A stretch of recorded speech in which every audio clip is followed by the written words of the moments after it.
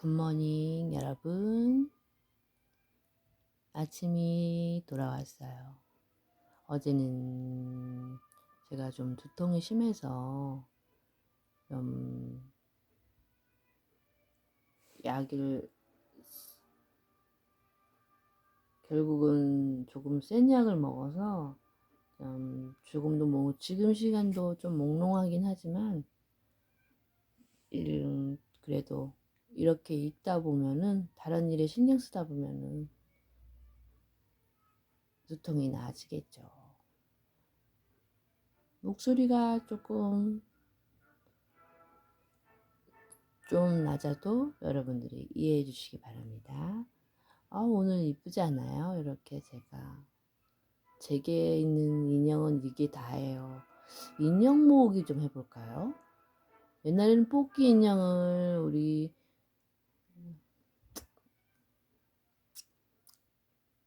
해서 많이 모았었는데 그 뽑기 인형들이 지금 많이 사라졌어요.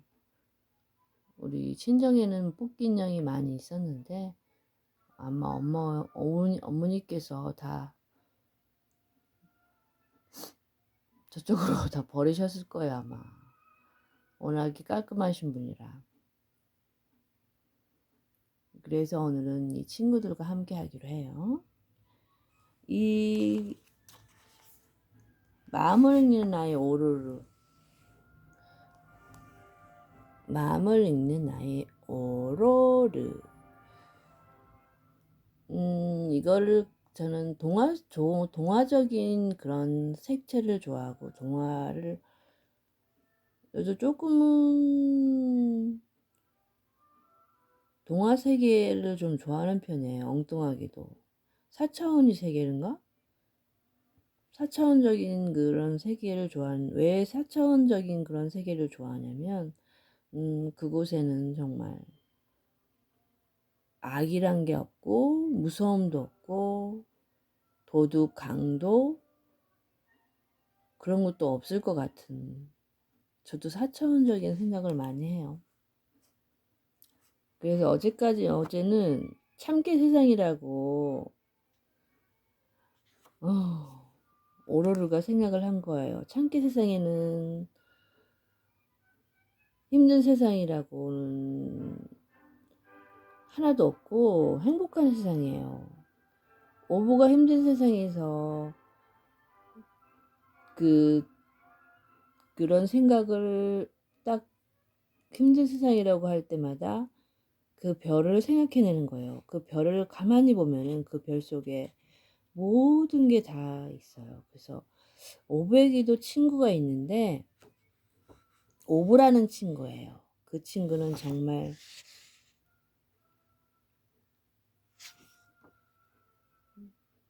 힘들 때마다 함께 해주는 친구예요. 그리고 서약까지 했어요. 그래서 힘든 세상을 돌아갈 때도 조언을 해주고 다른 사람의 문제를 해결하는 데도 도움을 주기로 해주는 얼마나 이런 좋은 친구가 있을까요? 정말 힘들 때 함께 해주는 친구가 있다는 건 참 행복하고 행운이에요. 힘든 세상 사람들은 모두가 나름대로 외로워. 힘든 세상 사람들은 모두가 나름대로 외로워. 친구라는 개념이 생긴 거야. 친구는 그냥 재미있게 놀기 위해서만 존재하는 게 아니야. 세상에 나 혼자가 아니라는 사실을 알려주기 위해 존재하는 거야. 너무 따뜻한 말이죠. 그래서 오브라는 친구가 오로라의 단 하나의 정말로 친구랍니다. 별 하나를 집중해서 보기만 하면 그 친구가 나타나고 참깨라는 세상이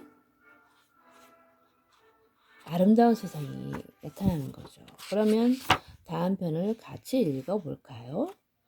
언니에게 친구가 있었다고 했죠? 이름은 루시라고.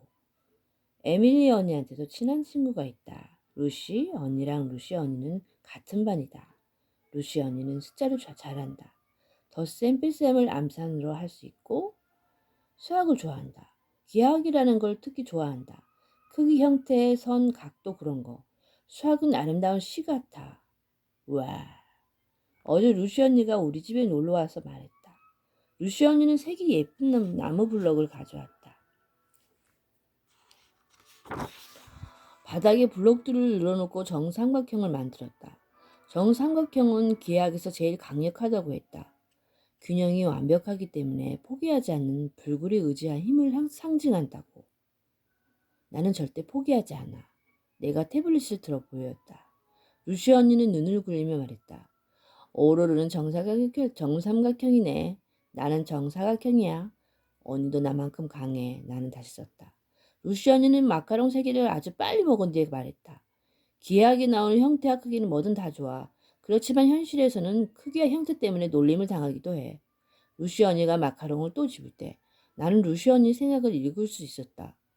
나는 내 몸 크기가 싫어. 내 자신이 싫어.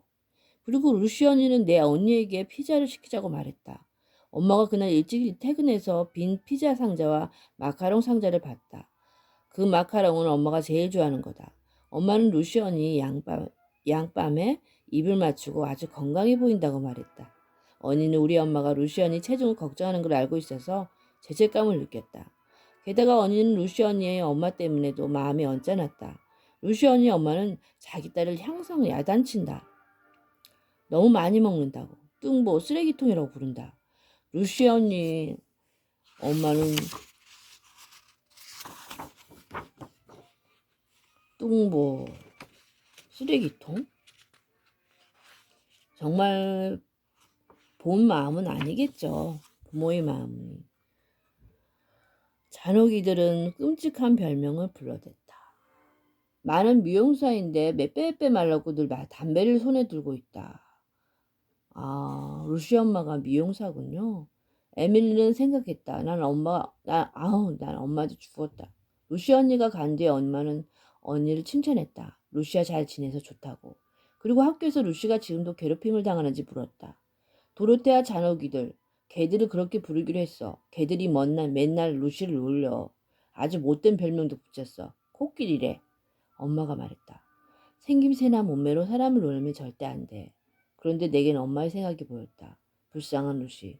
루시, 그 스스로도 그렇게 살찌기를 바라지 않았겠지만 그렇게 계속 음식을 먹으니 살찌지 빨게. 루시처럼 사랑스러운 아이가 자신에게 그렇게 부정적인 생각을 품고 있다니 슬픈 일이야. 이튿날 나는 아빠 집에 갔다. 아빠는 햄스터 프랑스어가 나오는 새로운 이야기를 들려줬다. 몰레르라는 유명한 작가가 쓴 아주 재미있는 연극 타르티프리 첫 공연의 프랑스어가 초대되었다. 프랑스어는 루이 14세의 무릎에 앉아서 왕이 얼마나 웃는지 보고 있었다.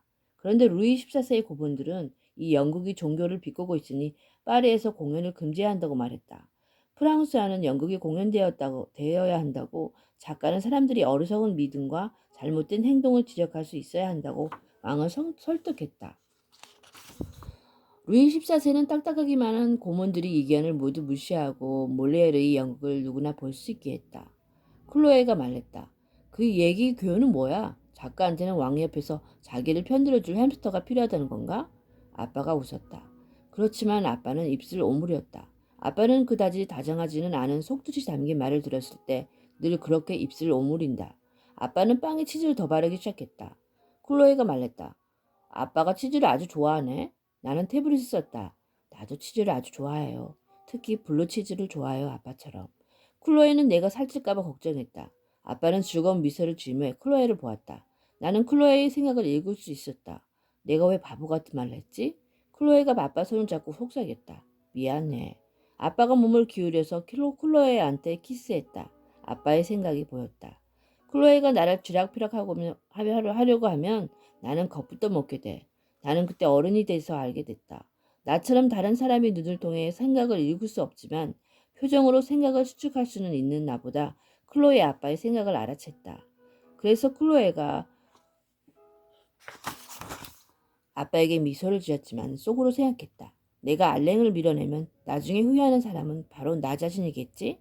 알랭이 잘 정돈된 사람은 아니지만 그래도 즐겁게 엉망인 사람이야.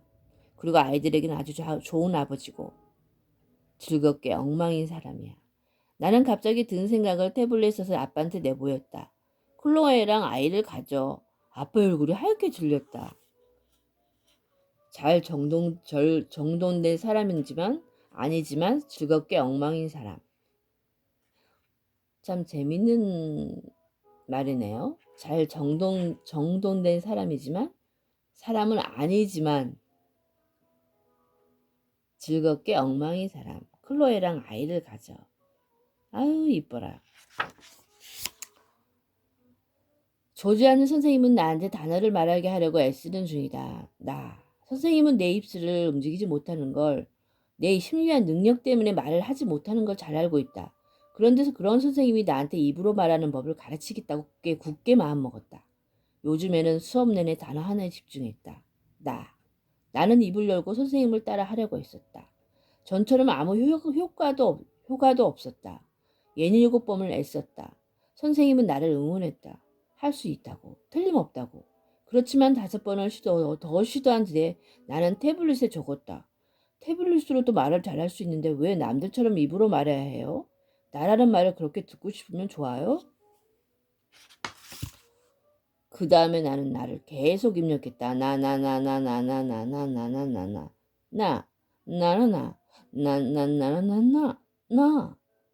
어머나, 내가 이런 노래를 하다니. 선생님이 고개를 절레절레 흔들었다. 아주 재미있네. 그렇지만 오르르, 내 깊은 곳에는 말하는 능력이 있어. 나는 그저 미소만 지었다. 선생님은 슬퍼 보였다. 너를 가르친 지 2년이 됐어. 그런데 너는 아직 말을 못하고. 나는 한 손을 조지아는 선생님이 팔에 안고 다른 한 손으로는 태블릿을 썼다. 슬퍼하지 마세요. 나는 태블릿으로 말할 수 있게 됐잖아요. 대단한 일이에요. 선생님 덕분에 모든 게 달라졌어요. 선생님이 말했다. 그래도 입으로 말할 수 있으면. 나는 말하고 싶었다. 입으로 말할 수 있어요. 힘든 세상이 아닌 곳에서는요. 조금 뒤 선생님이 화장실에 간 사이에 나는 클로에가 그린 예쁜 별을 태블릿 화면에 올리고 뚫어져라 보았다. 그리고 참깨! 라고 외쳤다. 그러자 순간 나는 오브와 자전거를 타고 계곡원으로 가고 있었다. 나는 입으로 소리내서 오브한테 말했다. 힘든 세상에서는 왜 나한테 말하는 능력이 없을까? 오브가 말했다. 그러면 신비한 능력이 방해를 받으니까. 그렇지만 조지아는 선생님을 기쁘게 하고 싶어. 다른 사람들처럼 말을 하고 싶어. 글로벌하잖아. 글로벌하니까 너희 말이 더 특별해. 쓰기 전에는 생각을 해야 하니까. 글에는 무게가 있어. 내 글은 다른 사람한테 도움이 돼. 너는 남달라서 평범한 사람들은 절대로 모를 특별한 시각으로 세상을 보니까. 그 다음에 오브한테 루시 언니 이야기를 들려줬다. 몸 이야기를 했다. 오브가 말했다. 힘든 세상 사람들은 생김새에 너무 집착해. 마르거나 날씬하지 않으면 자기 관리 소홀하다는 말을 해. 잘못된 생각이야. 사람을 불쌍하게 만드는 생각. 너도 알지만 여기 창기 세상에서는 몸집이 크든 작든 신경을 쓰지 않아. 남한테 나쁜 말을 하는 사람도 없어. 걔들도 서로 사이좋게 지내. 아름다운 잔디밭이 펼쳐지자 오브는 자전거를 세웠다. 개들이 자유롭게 놀고 있었다. 늘어져 쉬거나 서로 뒤쫓으며 달렸다. 화내며 짖거나 싸움을 벌인 일은 전혀 없었다. 큰 게, 작은 게, 살이 적은 게, 살이 많은 게, 빨리 달리는 게, 느린 게, 짖기 좋아하는 게, 조용한 게. 개들이 보호자들도 있었다. 몸에 문신이 많은 오토바이 타는 남자가 에클레어를 먹으며 혀를 두드리고 기가 늘어진 황금빛 개가 재주 없는 걸 보며 웃었다. 황금빛 개는 커다란 얼룩개한테 잘 보이려 했었다. 얼룩개의 보호자는 키가 아주 크고 마른 여자인데 오토바이 타는 남자한테 시집을 건네고 있었다. 아주 멋진 옷을 입고 행복한 얼굴로 잔디밭에 앉아있는 사람들도 있었다. 옆에는 덩치 큰 갈색 개가 있었다. 남자는 큰 스케치북을 개들을 그리고 여자는 수첩에 글을 썼다. 그 가까이에 할머니와 할아버지가 손잡고 앉아 있었다. 각자 다른 손에는 책을 들고 있었다. 내가 오브에게 말했다. 내가 참깨 세상에서 정말 좋아하는 게 뭔지 알아? 모두가 책을 읽는 거야. 화내거나 싸우는 사람도 없어. 걔들은 서로 다 친구야. 오브가 말했다. 참깨 세상에서는 모두가 대화를 나눠. 누구나 글이 있는 책을 좋아해. 종이 전화기를 들여다보는 사람은 아무도 없어. 갑자기 힘든 세상에서 목소리가 들렸다. 오로루! 조지아는 선생님이다. 나는 오브한테 말했다. 이제 가야 해. 오브가 말했다. 오늘 밤에 다시 와? 내가 저쪽 세계로 나를 보러 오면 정말 좋을 텐데. 걔들은 서로가 다 친구다. 여기로 와서 나를 데려가면 되지. 그렇지만 나는 거기서 밤을 보낼 수 없어. 내가 힘든 세상에 가는 건 내가 남을 돕는 데에서 내 도움이 필요할 때뿐이야. 오르르 조지아는 선생님이 다른 세계에서 내 이름을 크게 불렀다. 500이 작별 인사를 하고 눈을 감았다. 그리고 집으로 돌아가는 지문을 외웠다. 골칫거리 세상으로 힘든 세상으로 돌아가는 게 괴로운가 하면 그렇지는 않다. 힘들면 참기 세상으로 피하면 되니까. 오브 말고는 내가 사랑하는 사람 모두가 이 세상에 있으니까 각자 골칫거리는 안고 있지만 나는 다시 주문을 외웠다. 골칫거리 세상으로 눈을 뜨자 나는 집에 돌아와 있었다. 선생님이 신기한 듯 나를 보았다. 방금까지 어디 있었어? 다른 곳에 있었어요. 상상의 장소? 아니요, 뒷자리에 있는 곳이요. 아, 그리고 진짜리 현실적인 문제도 있어요. 루시 언니가 자기 자신을 더 사랑하게 만들 방법이 없을까요? 루시 언니는 자기 외모를 싫어해요. 제가 보기에는 괜찮은데 루시 언니는 계속 음식을 먹고 계속 자기 몸을 미워해요. 선생이 말했다. 오로르, 아래할 게 있어. 다른 사람의 행복은 내 책임이 아니야. 내 행복이 남의 책임도 아니고. 그래도 행복해지도록 남을 도울 수는 있죠? 그래, 시도할 수는 있어. 남을 도우려고 하는 건 아주 좋은 일이기도 해. 그렇지만 인생을 더 밝게 보도록 남을 설득하는 건 불가능한 일이야. 인생을 달래보는 건 스스로가 해야 하는 일이야. 내 머릿속에는 엄마, 아빠와 여러 일들에 실망하고 슬퍼하는 게 떠올랐다. 나는 내 언니가 괴로워하는 것도 안다. 언니는 학교에서 다른 사람들이 자기를 보는 눈 때문에 괴로워한다. 그리고 루시 언니도 있다. 수학을 아주 잘하지만 자기 몸 때문에 마음이 불편한 루시 언니. 내가 물었다. 행복은 선택이에요? 조지아는 선생님은 그 말을 잠시 생각하다가 대답했다. 모든 건 선택이야.